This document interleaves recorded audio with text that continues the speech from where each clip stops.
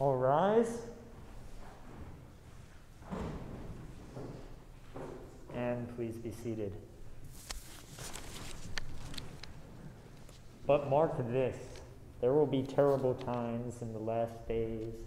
People will be lovers of themselves, lovers of money, boastful, proud, abusive, disobedient to their parents, ungrateful, unholy, without love, unforgiving, slanderous, without self-control, brutal, not lovers of the good, treacherous, rash, conceited, lovers of pleasure rather than lovers of God, having a form of godliness, but denying its power, have nothing to do with them. Timothy 3:1-5.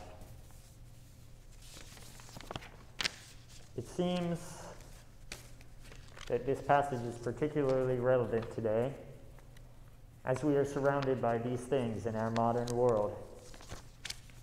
And so I thought today, for you, I would compile a list of things condemned by the Catholic Church.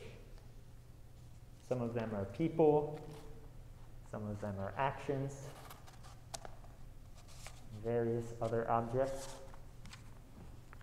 I figured I would start with one that there seems to be a lot of confusion about.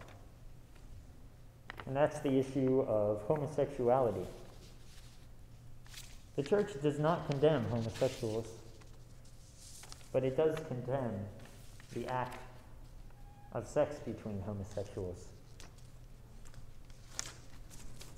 and the adoption of children by homosexuals or marriage. But the person himself is not condemned by the church.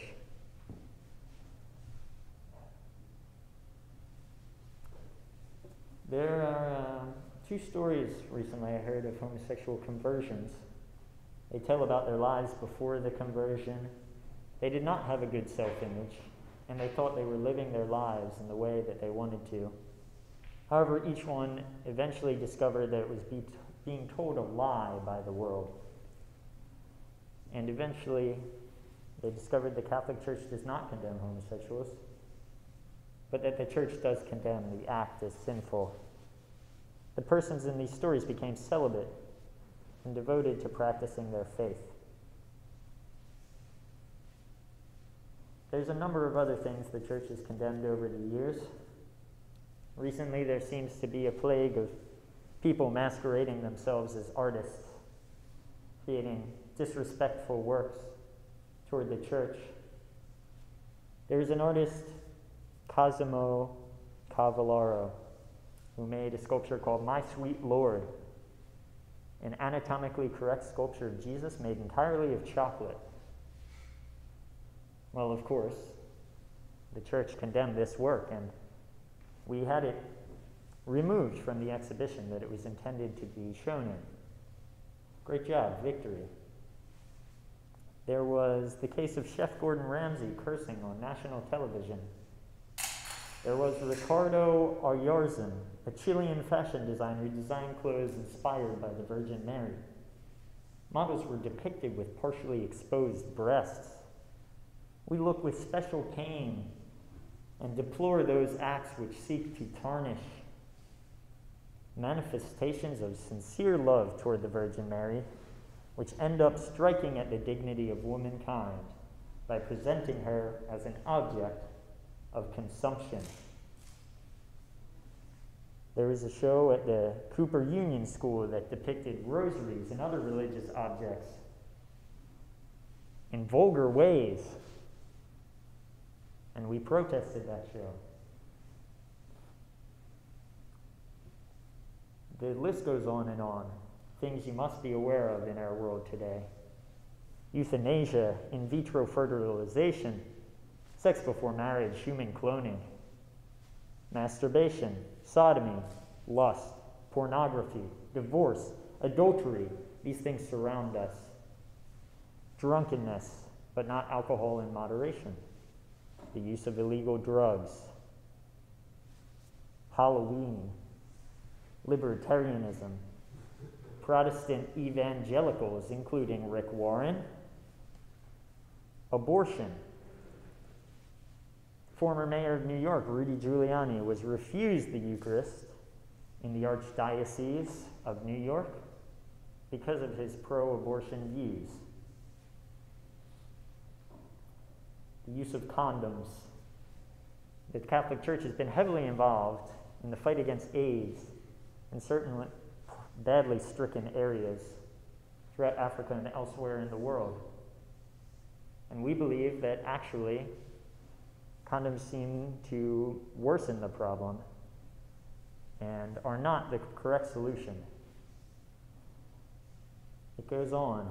Freemasons. Socialism. Despite the church's teaching that the rich have a duty to help the poor, they disapprove of wealth redistribution because this is a personal duty. On a related note, hoarding wealth.